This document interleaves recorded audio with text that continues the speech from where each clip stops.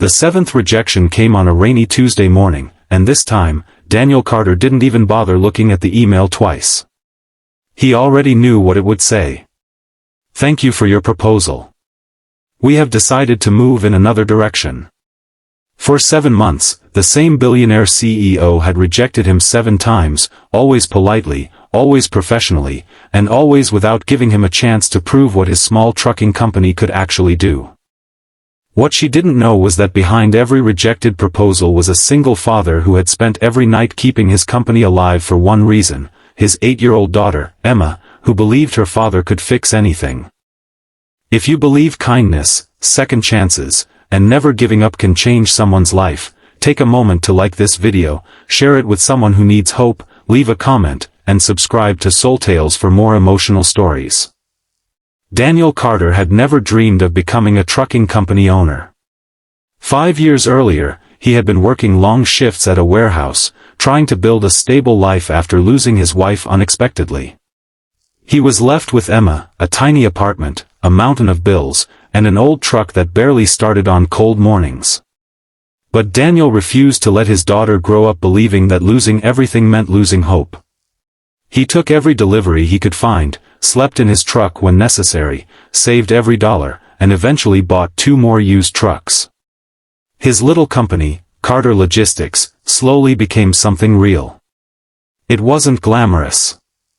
His office was a rented room behind a mechanic's shop. His trucks were older than most of the drivers working for large corporations, and Daniel still personally handled many deliveries. But every invoice paid meant groceries on the table, Emma's school books, and another month of keeping their dream alive. Then came Aurora Crest Industries, one of the largest logistics and manufacturing corporations in the country, led by its 38-year-old billionaire CEO, Victoria Hayes. Victoria was known for making impossible businesses profitable. She had built Aurora Crest from a small family company into a multinational corporation. Newspapers called her brilliant, ruthless, and nearly impossible to impress. Daniel didn't care about her reputation. He cared about opportunity. Aurora Crest was preparing to launch a nationwide distribution operation, and Daniel believed his company could handle one part of it. He prepared a proposal, checked every number 3 times, and walked into their headquarters wearing his only navy suit. Victoria rejected him in less than 15 minutes. His company was too small. His trucks were too old. His operation didn't have enough capacity. Daniel thanked her anyway and walked out. He came back a month later with better numbers and a stronger proposal.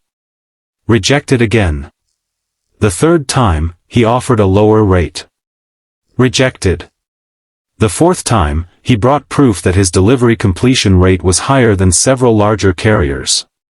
Rejected.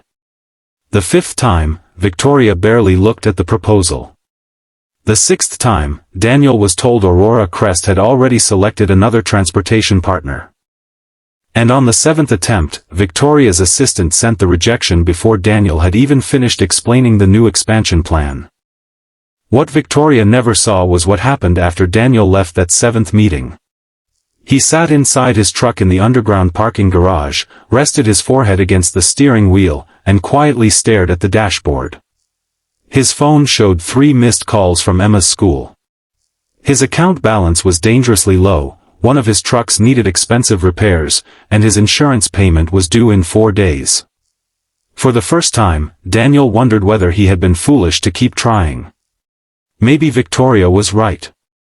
Maybe a man with 3 old trucks and a little girl waiting at home had no place competing against giant corporations. That evening, Emma noticed something was wrong. Daniel smiled while making dinner, but she could see through it. She asked whether he had gotten the big contract. Daniel told her no. Emma climbed onto the kitchen chair beside him and reminded him that he had once told her that failing was only dangerous when you decided to stop trying. Daniel smiled because those had been his own words. Hearing them from his daughter nearly broke his heart. Meanwhile, Victoria's carefully controlled world was beginning to collapse. The massive transportation company Aurora Crest had chosen instead of Daniel looked perfect on paper. It had hundreds of trucks, impressive offices, and executives who promised Victoria they could handle the nationwide expansion. But 3 weeks after the launch, a major storm shut down several highways across the region. Then fuel shortages disrupted routes. Warehouses filled with delayed shipments. Retail partners began threatening penalties. Within days, thousands of orders were stuck across multiple distribution centers. Victoria called emergency meetings late into the night. Her executives proposed expensive solutions, but every option required days of preparation. One warehouse manager finally mentioned a small trucking company that had delivered through the storm without missing a single critical shipment. Victoria asked for the name. When she heard Carter Logistics, the room became silent. Victoria remembered Daniel immediately. She remembered the 7 proposals. She remembered dismissing his old trucks and small operation. But she also remembered something she hadn't understood at the time. Daniel had never begged for a favor. He had never insulted her after being rejected. He had simply returned with another plan. Victoria called him that night. Daniel answered while standing beside one of his trucks, checking a tire in the freezing rain. When he heard who was calling, he stayed silent for a moment. Victoria explained the situation and asked whether his company could help move emergency shipments from 3 warehouses. Daniel looked at his 3 trucks. 2 were ready. 1 was still in the repair shop. He knew accepting the contract could save his company, but it could also destroy him if he failed. He asked for the delivery details, studied the routes, and realized the situation was far worse than Victoria had described. He could have refused. After 7 rejections, he had every reason to. Instead, Daniel accepted. For the next 48 hours, Daniel barely slept. He called drivers, rearranged routes, borrowed equipment, and personally drove one of the trucks through heavy rain. His drivers worked around the clock. Emma stayed with her grandmother, carrying a little handwritten note in her pocket that said, "Daddy, you can do hard things." One by one, the deliveries began arriving. The first warehouse was cleared. Then the second. Then the third. By sunrise on the second morning, the backlog had dropped dramatically. Retailers stopped threatening to cancel orders. Aurora Crest's crisis team finally had breathing room. Victoria watched the tracking screen from her office and realized something uncomfortable. The small company she had rejected 7 times had accomplished what her multi-million-dollar transportation partner couldn't do. But the biggest surprise came later. Victoria visited Daniel's warehouse herself. She expected to find a sophisticated operation after seeing the results. Instead, she found Daniel sitting at a folding table with a cold cup of coffee, surrounded by route maps and delivery records. His jacket was wet, his eyes were exhausted, and grease covered his hands. Then she noticed a child's drawing taped above his desk. It showed 3 trucks, a little girl, and a man standing underneath a bright yellow sun. At the bottom, in crooked handwriting, were the words, "My daddy never gives up." Victoria stood there for several seconds without saying anything. She finally understood what she had missed during those 7 meetings. Daniel wasn't trying to impress her. He wasn't chasing money or recognition. He was trying to build a future where his daughter would never have to wonder whether they would have a home the next month. Victoria apologized for rejecting him so many times without truly understanding what he had built.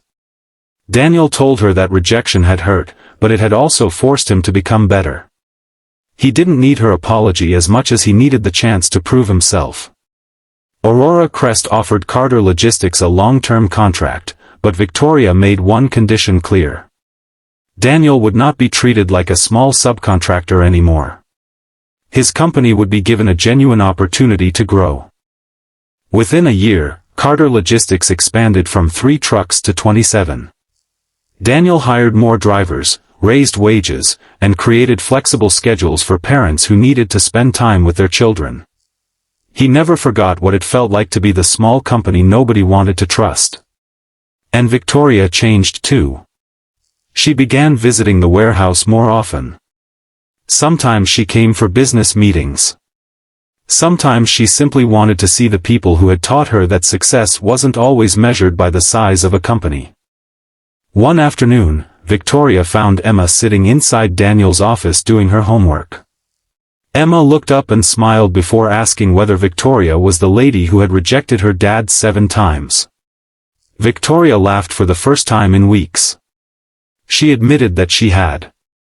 Emma looked at her seriously and said that 7 sounded like a lot, but maybe the 8th time was supposed to be different. Victoria looked at Daniel, and he smiled. Sometimes life doesn't give you what you want because it is preparing you for what you actually need. Daniel thought those 7 rejections were proof that he wasn't good enough. In reality, they became the road that led him to the opportunity that changed his entire life. And Victoria learned that sometimes the person you overlook because they seem too small is exactly the person capable of carrying your biggest burden. If this story touched your heart, please like the video, share it with someone who needs encouragement, and subscribe to SoulTales. Your support helps us continue telling stories about kindness, courage, second chances, and people who refuse to give up. Before we end, I want you to leave one special comment. I will never give up on my second chance. Because sometimes the door that closes 7 times isn't the end of your story. Sometimes it is simply teaching you how to knock on the 8th.